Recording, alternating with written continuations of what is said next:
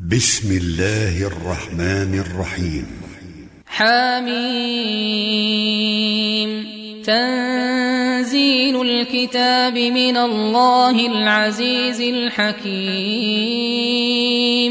ما خلقنا السماوات والأرض وما بينهما إلا بالحق وأجل مسمى، والذين كفروا عما أنذروا معرضون.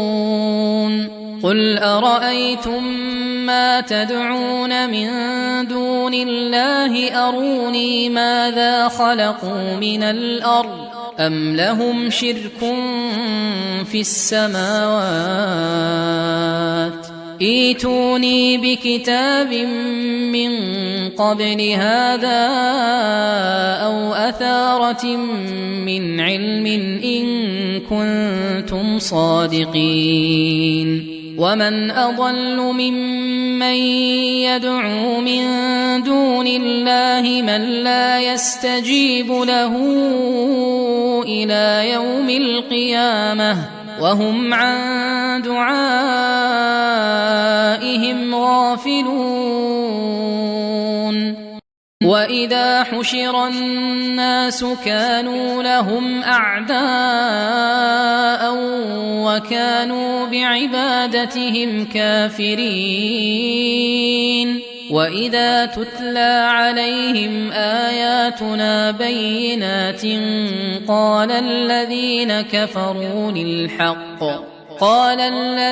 كفروا للحق لما جاءهم هذا سحر مبين. أم يقولون افتراه قل إن افتريته فلا تملكون لي من الله شيئا هو أعلم بما تفيضون فيه كفى به شهيدا بيني وبينكم وهو الغفور الرحيم.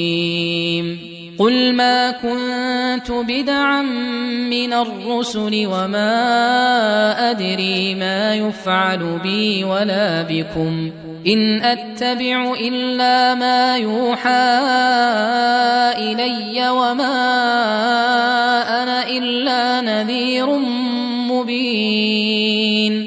قل أرأيتم إن كان من عند الله وكفرتم به وشهد شاهد من بني إسرائيل على مثله فآمن واستكبرتم إن الله لا يهدي القوم الظالمين. وقال الذين كفروا للذين آمنوا لو كان خيرا ما سبقونا إليه وإذ لم يهتدوا به فسيقولون هذا إفك قديم. ومن قبله كتاب موسى إماما ورحمة وهذا كتاب مصدق لسانا عربيا لينذر الذين ظلموا وبشرى للمحسنين. إن الذين قالوا ربنا الله ثم استقاموا فلا خوف عليهم ولا هم يحزنون أولئك أصحاب الجنة خالدين فيها جزاء بما كانوا يعملون. ووصينا الإنسان بوالديه إحسانا حملته أمه كرها ووضعته كرها وحمله وفصاله 30 شهرا حتى إذا بلغ أشده وبلغ 40 سنة قال رب أوزعني أن أشكر نعمتك التي أنعمت علي وعلى والدي وأن أعمل صالحا ترضاه وأصلح لي في ذريتي إني تبت إليك وإني من المسلمين. أولئك الذين نتقبل عنهم أحسن ما عملوا ونتجاوز عن سيئاتهم في أصحاب الجنة وعد الصدق الذي كانوا يوعدون. والذي قال لوالديه أف لكما أتعدانني أن أخرج وقد خلت القرون من قبلي وهما يستغيثان الله ويلك آمن إن وعد الله حق فيقول ما هذا إلا أساطير الأولين. أولئك الذين حق عليهم القول في قد خلت من قبلهم من الجن والإنس إنهم كانوا خاسرين. ولكل درجات مما عملوا وليوفيهم أعمالهم وهم لا يظلمون. ويوم يعرض الذين كفروا على النار أذهبتم طيباتكم في حياتكم